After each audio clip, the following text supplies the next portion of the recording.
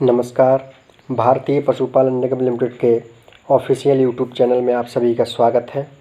आज मैं टॉपिक लेकर आया हूँ कृत्रिम गर्भाधान सब्जेक्ट से एआई गन तैयार करना। ठीक है, एआई गन तैयार जो है कृत्रिम गर्भाधान के लिए एआई गन तैयार किया जाता है। ठीक है, जिसके माध्यम से ही कृत्रिम गर्भाधान किया जाता है। ठीक है, एआई गन एक कृत्रिम गर्भाधान का एक उपकरण है। ठीक है, तो एआई गन कैसे तैयार करते हैं आज मैं ये आपको बताऊंगा। ठीक है, तो इसमें क्या करते हैं कि इस एआई गन जो है कृत्रिम गर्भाधान के लिए उपयोग होता है। तो कृत्रिम गर्भाधान करने से पहले वहाँ पर सभी कृत्रिम गर्भाधान से संबंधित सभी उपकरण उपलब्ध होना चाहिए। ठीक है, जिसमें आपका क्रायोजार होता है, क्रायोकेन जो होता है, उसमें जो सीमेन स्ट्रा रखा जाता है, सीमेन स्ट्रा में सीमेन भरा होता है। ठीक है, जिसके अंदर स्पर्म रहते हैं।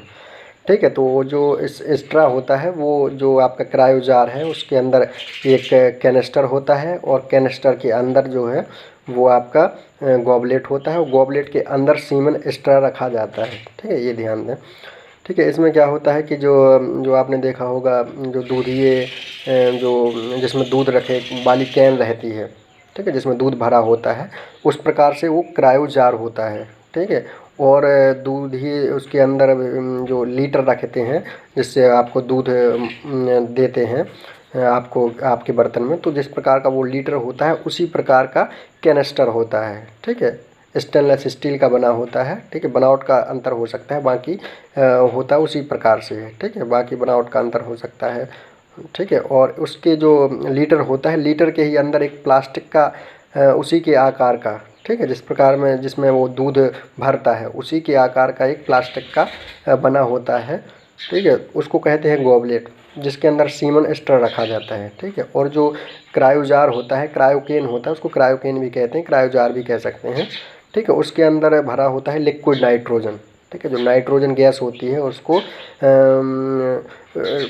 इतना ठंडा किया जाता है कि वो गैस में परिवर्तित हो जाती है। ठीक है, तो उसको लिक्विड नाइट्रोजन गैस, ठीक है, तरल नाइट्रोजन गैस उसको कहा जाता है, जिसका टेम्परेचर -196 डिग्री सेल्सियस होता है। -196 डिग्री सेंटीग्रेड उसका टेम्परेचर होता है। ठीक है, तो ये अपन का उपलब्ध होना चाहिए वहाँ पर। इसके अलावा वहाँ पर कृत्रिम गर्भाधान से संबंधित सभी चीज़ें जैसे एआई गन आपका हो गया और लुब्रिकेंट हो गया, साबुन हो गया, थर्मामीटर आपका हो गया, साफ़ एक कपड़ा होना चाहिए वहाँ पर। ठीक है, और गर्म पानी, थाइंग के लिए गर्म पानी वहाँ पर होना चाहिए। ठीक है, और जो कृत्रिम गर्भाधान करते हैं वो ग्लव्स में जो पहना जाता है वो ग्लव्स होना चाहिए। ठीक है, फोर्सेप होना चाहिए, कैंची होना चाहिए। ठीक है, तो ये सब छोटी छोटी चीज़ें वहाँ पर उपलब्ध होना चाहिए एआई गन तैयार करने के लिए और कृत्रिम गर्भाधान करने के लिए। ठीक है, और बाकी कृत्रिम गर्भाधान करने के लिए जानवर की आवश्यकता होगी, वो सब आपका होना चाहिए। ठीक है, तो एआई गन अभी हम बात कर रहे हैं आज एआई गन तैयार करने की। ठीक है, तो एआई गन तैयार कैसे करते हैं आज इसमें क्या होता है मैं बता रहा हूँ। ठीक है, तो इसमें क्या करते हैं कि सबसे पहले अपन को जो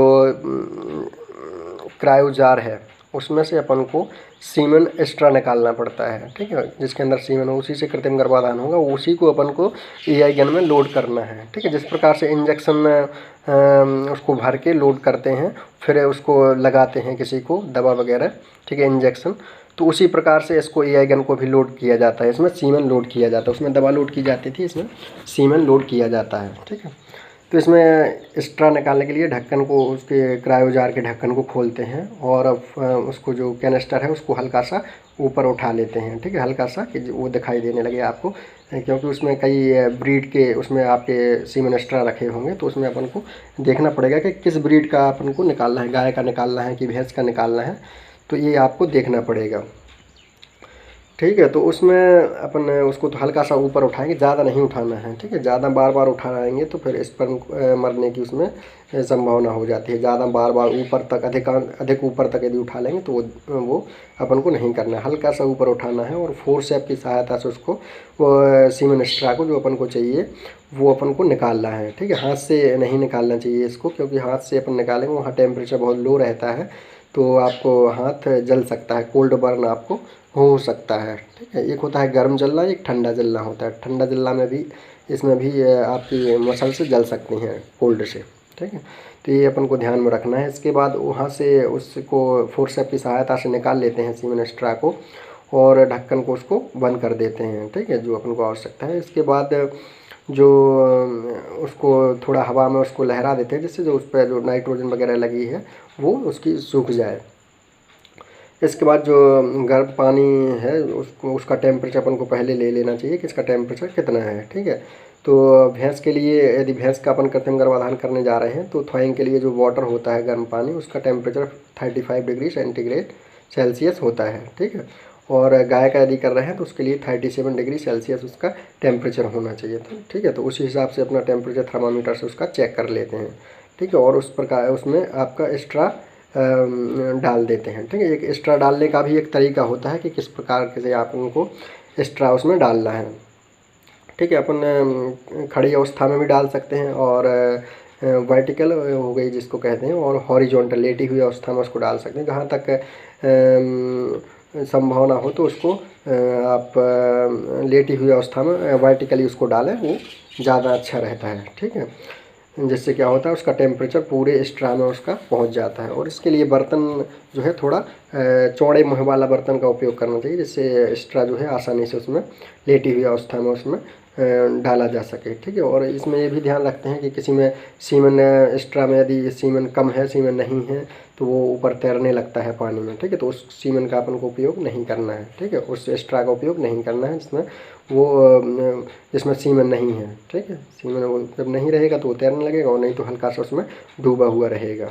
ठीक है, तो ये अपन को ध्यान में रखना है। उसमें जो थ्वाइंग का टाइम है, उसमें वाटर में गर्म पानी में डालने का टाइम है जो 30 सेकंड से 1 मिनट तक उसको उसमें आप रख सकते हैं। ठीक है, इसके बाद क्या होता है कि आपको जो 30 सेकंड से ज़्यादा टाइम हो गया तो उसको अपन निकाल के, और उसको जो साफ़ कपड़ा अपने पास रखा है उससे थोड़ा हल्का सा साफ़ कर लेते हैं। ठीक है, इसके बाद अपन को जो एक्स्ट्रा का जो उसमें के अंदर एक एयर बबल डला रहता है पहले से ही। जब उसमें फैक्ट्री सील लगाई जाती है तो उसमें एयर बबल एक छोड़ दिया जाता है। ठीक है, तो उसको एयर बबल को अपन को जो सीमेन एक्स्ट्रा जो होता है उसके 2 एंड होते हैं, 2 सिरे होते हैं।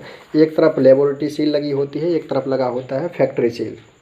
ठीक है, तो फैक्ट्री सील की तरफ से अपन को नहीं काटना है, जिस तरफ लेबोरेटरी सील लगाई गई है उस तरफ से आपको काटना है।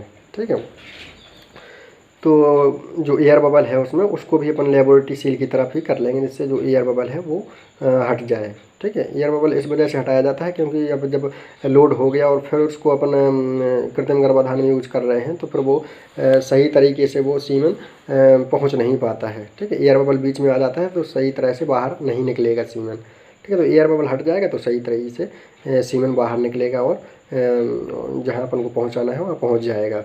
ठीक है, तो इसके बाद उसको कपड़े से साफ़ करने के बाद उसको लेबोरेटरी सील की तरफ से उसको 90 के एंगल पे काटना है। ठीक है, टेढ़ा उसको तिरछा वगैरह नहीं काटना है, इसका 90 के एंगल पर जिसको काटना है उसको, जैसे सीमेन उससे बराबर से निकले। यदि अपन ने तिरछा उसको काट दिया है तो फिर सीमेन EI गन के अंदर वापस रिटर्न हो जाएगा, क्योंकि वो लीकेज टाइप का होने लगेगा।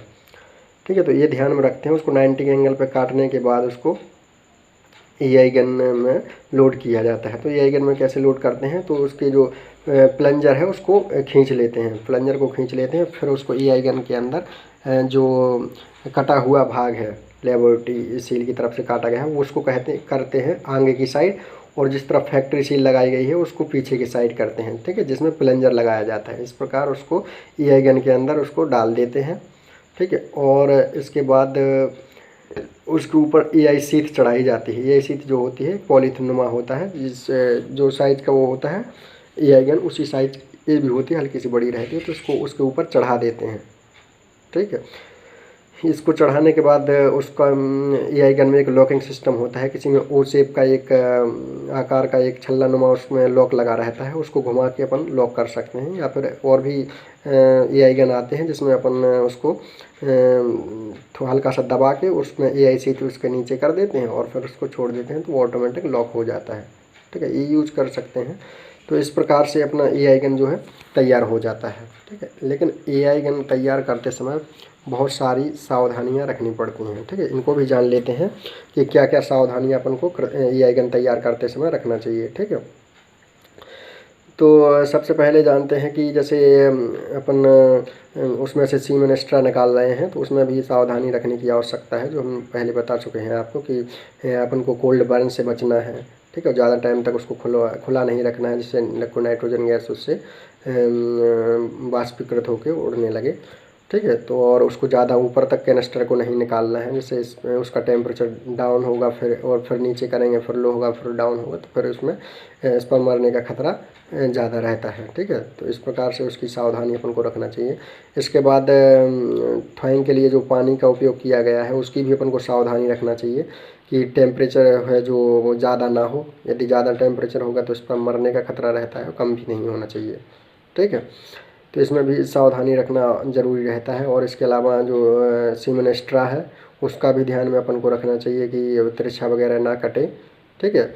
और उसको अच्छे से साफ़ उसको कपड़े से भी साफ़ कर लें, ठीक है। तो ये सावधानी रखनी चाहिए। और मौसम का में भी अपन को देखना चाहिए AI गन के लिए कि जैसे अधिक गर्मी वाला मौसम है तो उसको हमेशा छाया में ही रखें AI गन को, और अधिक ठंडा मौसम है तो उसको ज़्यादा ठंडक में ना रखें, ठीक है। या उसको वो करने से पहले हल्का सा कपड़े से थोड़ा रगड़ लें उसको, जिससे उसका टेम्परेचर सही आ जाए, ठीक है। तो ये सब चीज़ें इसमें ध्यान रखना चाहिए। इसमें क्या होता है कि जो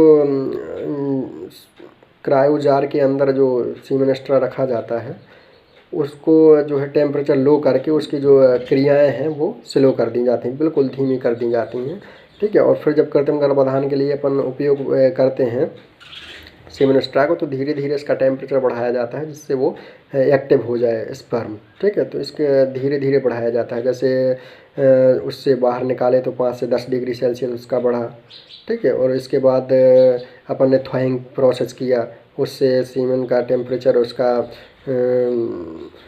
10 से 15 डिग्री सेल्सियस हो गया, ठीक है। इसके बाद AI गन में लोड किया, ठीक है। तो 15 से 35 तक उसमें टेम्परेचर हो जाता है। तो अपन को टेम्परेचर जो है जो गाय में अपन कृत्रिम गर्भाधान गाय में या भैंस में कर रहे हैं, तो उस टेम्परेचर पर लाना पड़ता है। उसका टेम्परेचर 37 डिग्री सेल्सियस या 38 डिग्री सेल्सियस वजाइना का टेम्परेचर होता है, वजाइना के अंदर का, ठीक है। तो उसी टेम्परेचर पर धीरे धीरे अपन को इसको लाना है, ठीक है। तो ये सब ध्यान में रखना चाहिए अपन को कि टेम्परेचर जो है धीरे धीरे बढ़ता रहे, जिससे जो स्पर्म है, सीमेन के अंदर स्पर्म है, वो धीरे धीरे एक्टिव हो जाए, ठीक है।